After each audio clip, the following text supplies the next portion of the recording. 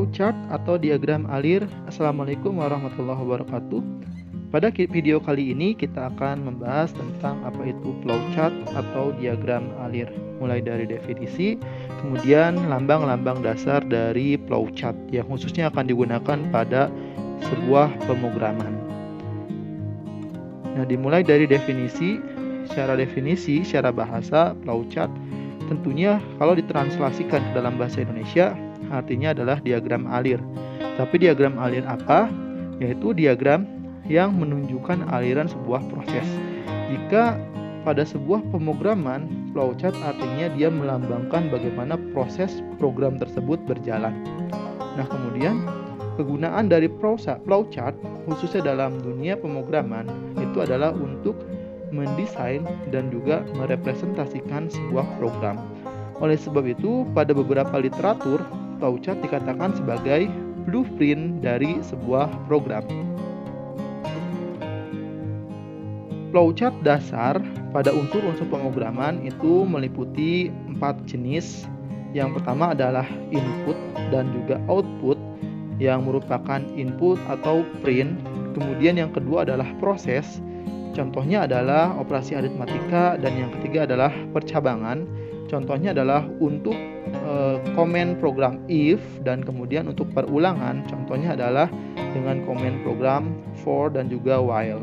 Dalam pemrograman, yang pertama yang penting untuk flowchartnya adalah unsur program itu sendiri, di mana simbol yang paling pertama dituliskan dan yang paling terakhir itu adalah simbol berbentuk kapsul seperti ini yang merupakan tanda awal, mulai, atau akhir dari sebuah program yang berbentuk seperti kapsul di bawah ini.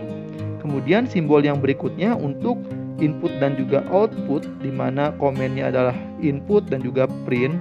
Bentuk flowchartnya itu merupakan jajar genjang seperti ditunjukkan di bawah sini. Ada 2 jajar genjang. Contohnya untuk input ya hanya tinggal jajar genjang, di tengahnya adalah kata input nilai A dan nilai B. Dan contoh untuk output jajar genjang dengan kata di dalam jajar genjang tersebut adalah print nilai C. Kemudian simbol flowchart untuk sebuah proses itu adalah berbentuk persegi panjang. Contohnya di sini ada sebuah persegi panjang di mana proses yang dilakukan pada flowchart ini adalah penjumlahan C sama dengan A plus D, atau D sama dengan A dikali B dibagi dengan A dikurangi B. Unsur flowchart pada pemrograman yang berikutnya adalah percabangan.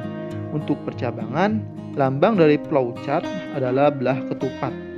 Di sini ada 2 contoh. Misalnya, percabangannya hanya menentukan pilihan ya dan tidak, atau benar atau salah. Contoh di sini A lebih besar daripada B. Jikalau ya, maka proses selanjutnya yang dijalankan itu yang ke arah kanan yang ada tulisan ya. Tapi jikalau tidak, maka proses berikutnya yang akan dijalankan itu adalah ke arah bawah yang ada tulisan tidak. Atau bisa juga untuk pilihan percabangan ini merupakan pilihan, contohnya adalah pilih warna.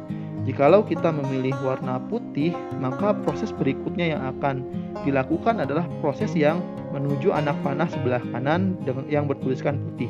Sedangkan kalau kita memilih merah, maka proses selanjutnya yang akan dibaca itu adalah yang sebelah kiri yang bertuliskan merah.